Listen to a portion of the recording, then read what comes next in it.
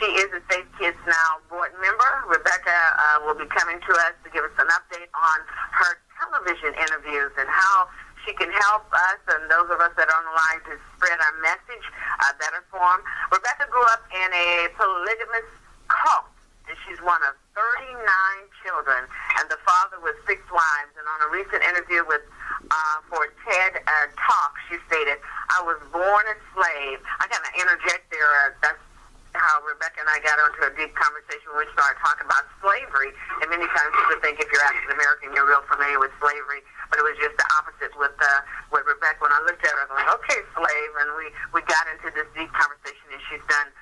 Even came to our classroom and talked to us and let us know what it was like to be born a slave. Today, she is an accomplished speaker and a TV producer. She will share with us start where you are and ways to be heard. And she's one of ours that is always an advocate of the power of one. So without further ado, we want to introduce to you Rebecca Kimbel. Rebecca, please, you have the floor.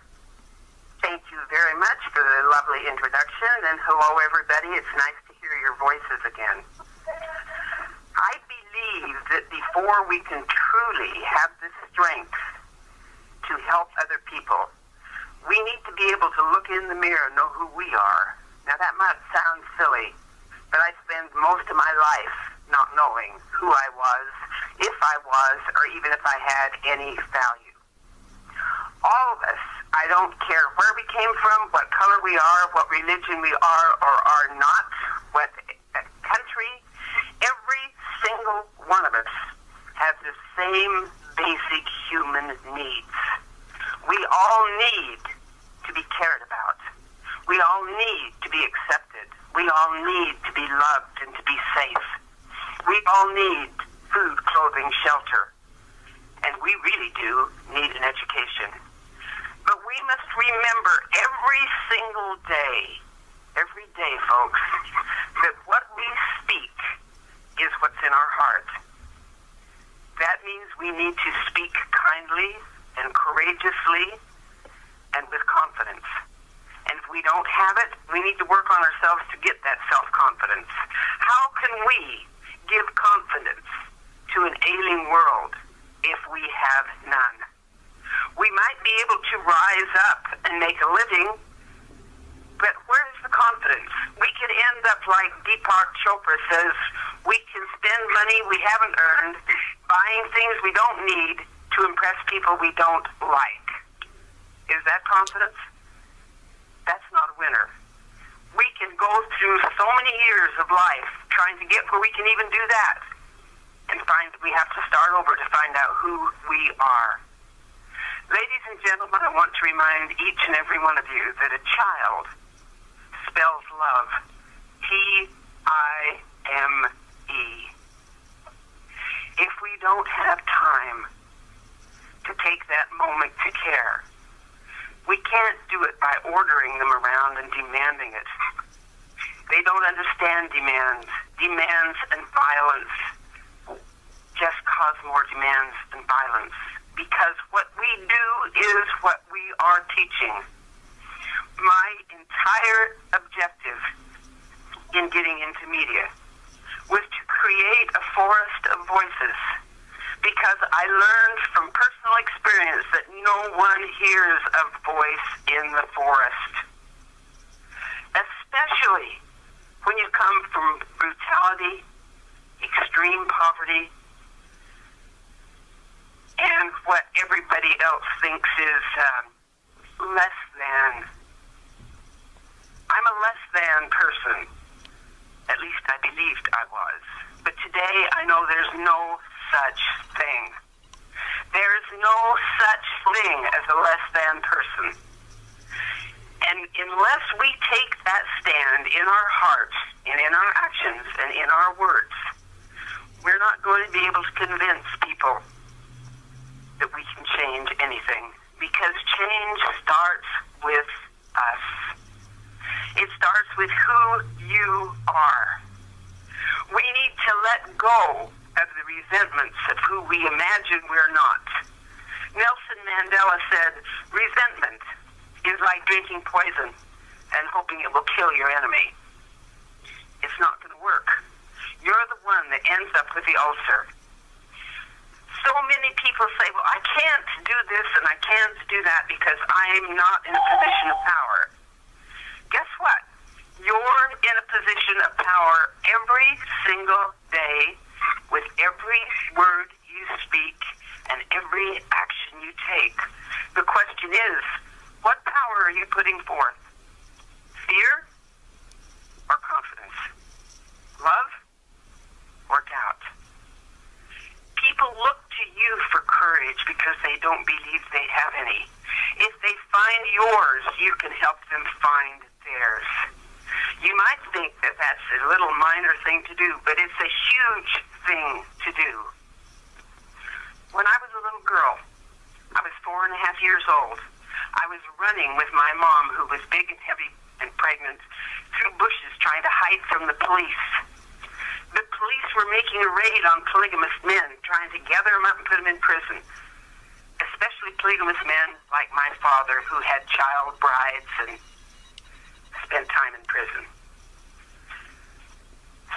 I was terrified. I could hardly keep up with Mom. And she said, well, I know a Catholic lady up here. I know where she lives. We'll go knock on her door and see if we can get inside.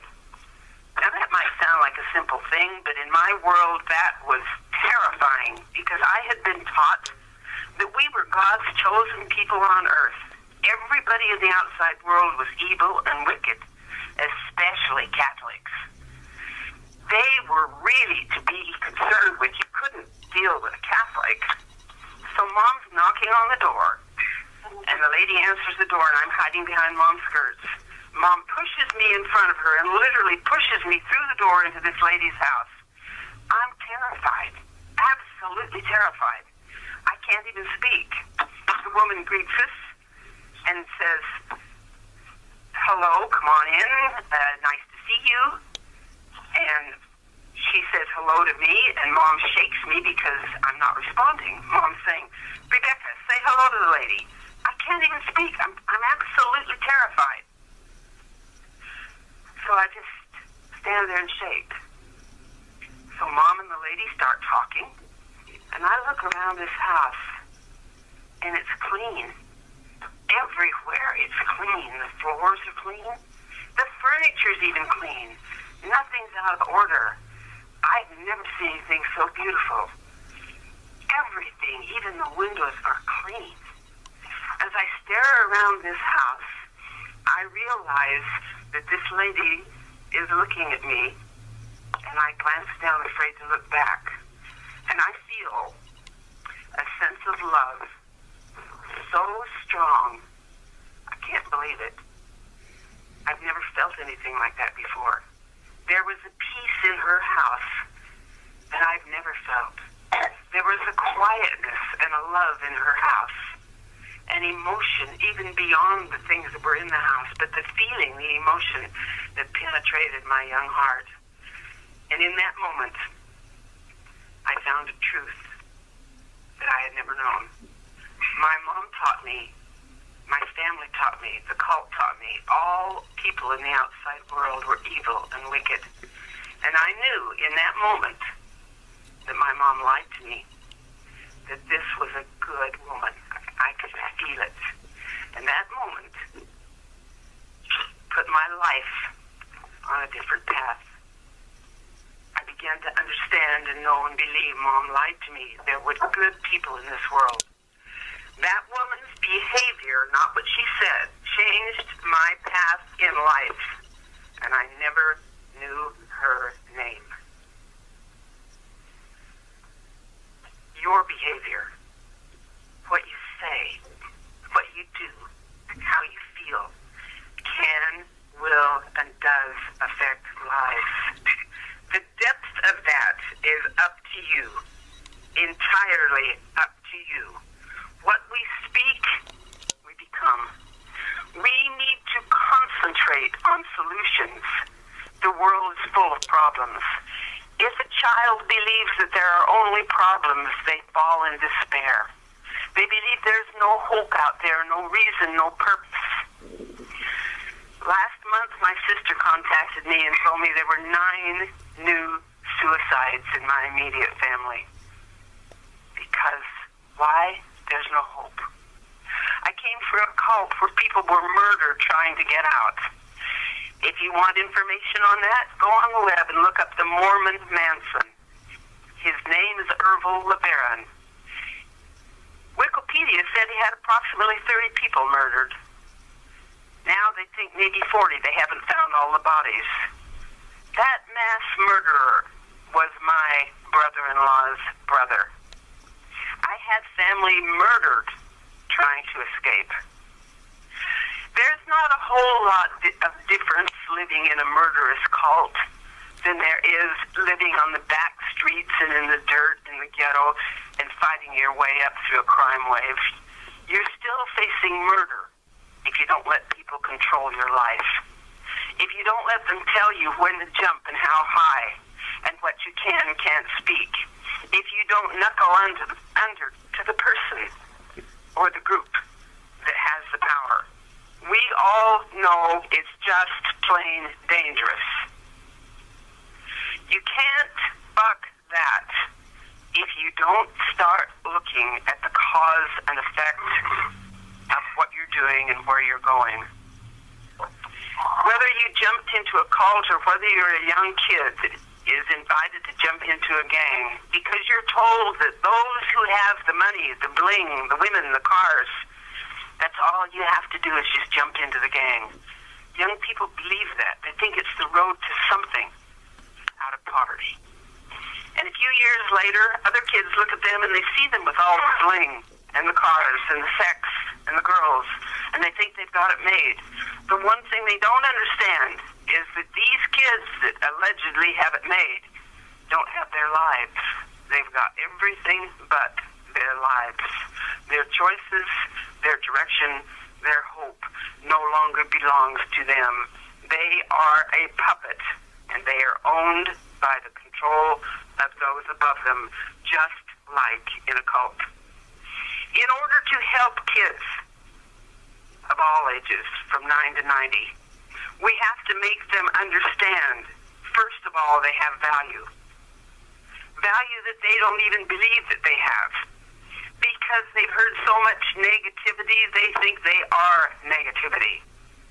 We need to help them find that value. Where we are, doing what we can, how we speak, what we lead them to. In our neighborhoods, as Safe Kids Now, we are blessed because, number one, we can get books on how to form organizations, and we can work through organizations. The books, of course, are on the website and available to you. But start right where you are, looking for like-minded people in your neighborhood.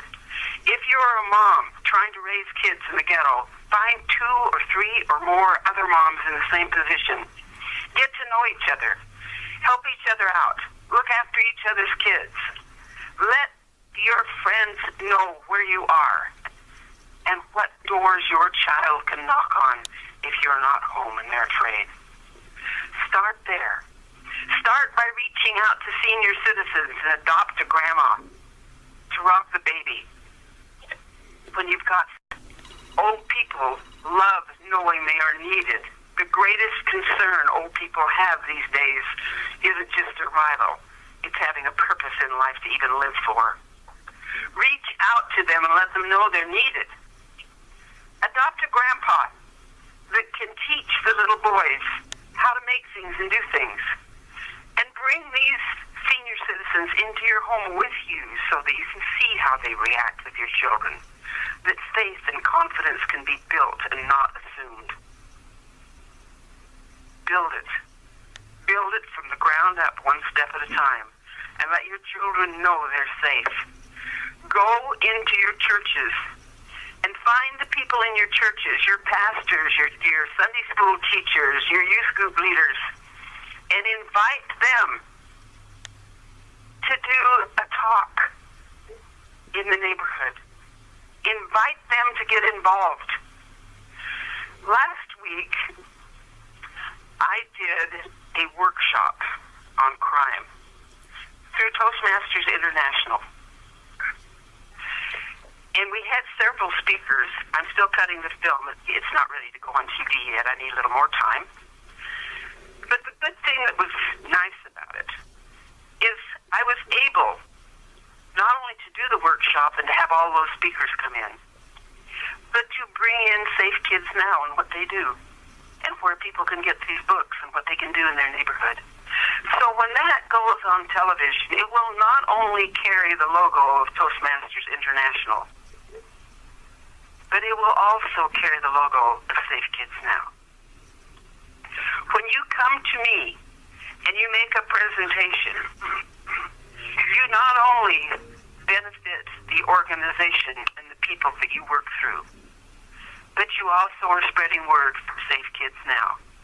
Many of you believe that you have to be a leader of an organization or the author of a book or have some sort of title before you can do this.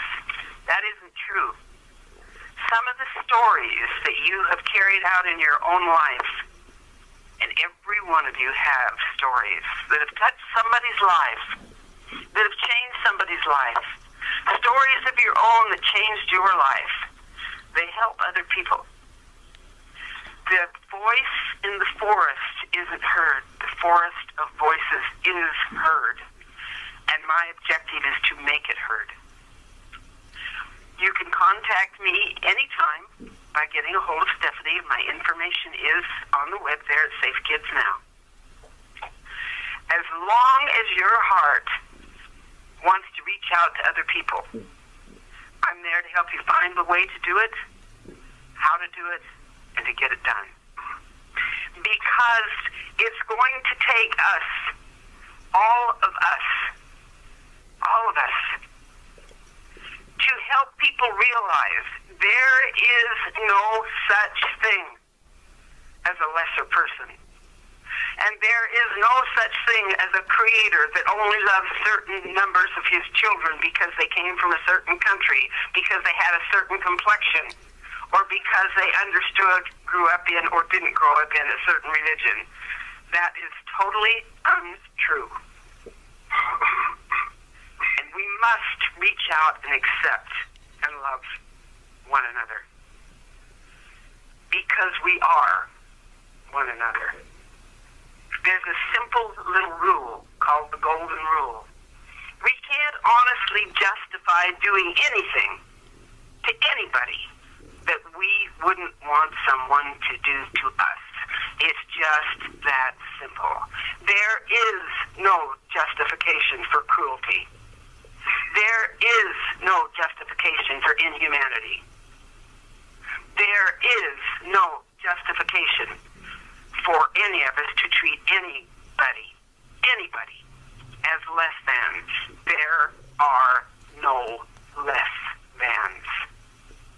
If you don't believe that one individual has power, please look at the life of Mahatma Gandhi. If you don't believe that love has power, look at the statistics. Newborn babies die from lack of love if they're not held and nurtured. They die. The human touch is vital. I heard a program the other day on television that made me laugh. This guy was saying, hey, he said, I went to Italy and I was shocked. Everybody in Italy was hugging each other, their arms around each other, holding hands. He said, it was shocking. And then he said, I went to France and there was a little less of it. And I went to England and nobody touched anybody in England at all. Culturally, we are taught that to touch each other somehow has sexual connotation. That's not true. The human touch is healing. We need to realize that we have been influenced by television commercials that sell sex to help sell their product. Forget about sex and think about love and caring. Hug one another. Treat each other with respect. Hug your children, hold them, and realize that the human touch is healing, that the key is honest caring, honest caring. There was a guy that went to a bridge to commit suicide on a rainy night. And as he looked down at the water, he said, "Dear God, if there's any reason in this world I shouldn't jump, you better show me now." A woman drives up, catches him in the headlights, and her windshield wiper is going, and he looks back at the car, and she smiles at him with affection and love. And he wept. And he didn't jump. What you feel is penetrated. It's picked up. It's like a radio signal. Honest caring is felt. When somebody screams at you and they're angry, that's felt. What feelings are you projecting? What thoughts? What actions? I bid you, my friends, realize that you do have an effect, wittingly or unwittingly. Make it wittingly. Make it purposeful. Make it real. And you'll be surprised. Nature herself will get behind you and help you. And people like me and everybody in this conference call will do all they can to support you. And I want to say before I leave, hey, you girls out there who did that project, Kimbel there, I want to thank you, Maddie. I want to thank you. I want to thank you, Terry. And Terry, we were just talking about you before you picked up the line, and I told everybody I'm looking forward to the next segment with you. Every one of you, I'm here for you. You know how to get a hold of me? And if you have any particular questions you'd like to ask me now, the floor is open. Rebecca, Cherry, because I'm about in tears. That was, I don't know about the rest of you, but this is the quietest I think I've ever heard our group, but it was very inspiring. Thank you so much. I truly did cry. Wow. Rebecca, Maddie, I just want to say I love you so much. What God has given you, it's so from the heart, and it's so inspirational, and it's so uplifting and affirming, human affirming, and it helped me this morning. I needed to hear everything that you said, and I will be listening to the recording because I just need to hear it over again, at least probably 2 times, because it strengthens me. It strengthens me in the work. Thank you.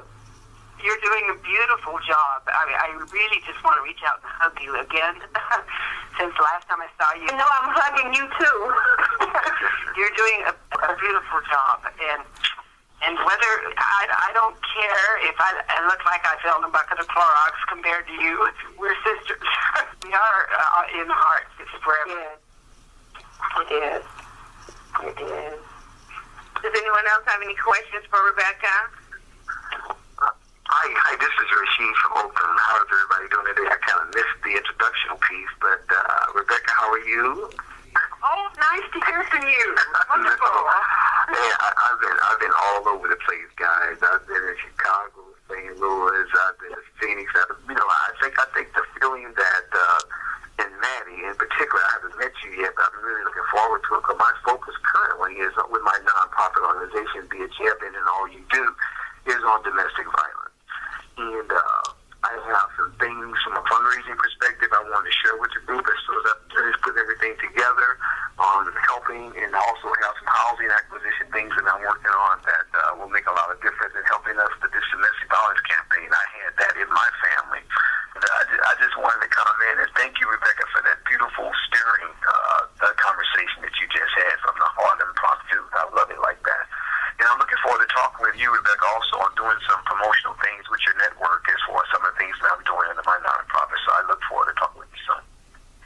Thank you. I'm looking forward to that, and I'm glad things are getting to the point where we can do it again. Yes.